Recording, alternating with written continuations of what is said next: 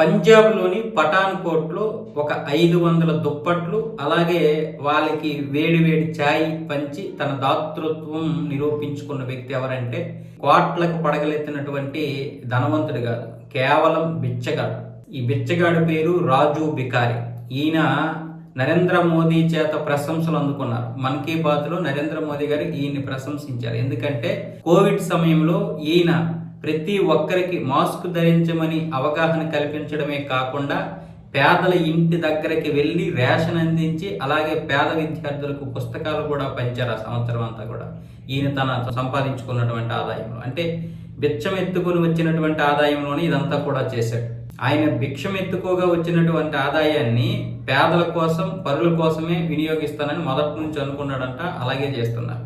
ఈయనకి 2 కాళ్ళు కూడా వైకల్యంతో పనిచేయవు, అందుకే భిక్షాటను ఎంచుకున్నారు. అయినా సరే తన ఆత్మాభిమానాన్ని కాపాడుకోవడానికి ఈ పని చేస్తున్నారు. ఆయన 500 మందికి దుప్పట్లు పంచారు. అందరికీ కూడా వేడి వేడి ఛాయ్ ఇచ్చారు అక్కడ పంజాబ్లో. అంతేకాకుండా ఇప్పుడు నిరుపేదల కోసం, ఇల్లు లేనటువంటి హోమ్లెస్ అర్బన్ పీపుల్స్ ఉంటారు కదా, వీళ్ళ కోసం ఒక భవనం కూడా నిర్మిస్తున్నాడు. అంటే ఏ వ్యక్తి అయినా సరే చెయ్యాలనే సంకల్పం ఉంటే ఏదైనా సాధించవచ్చు అని ఇలాంటి వారిని చూసి మనకి ఒక స్ఫూర్తి వస్తుంది.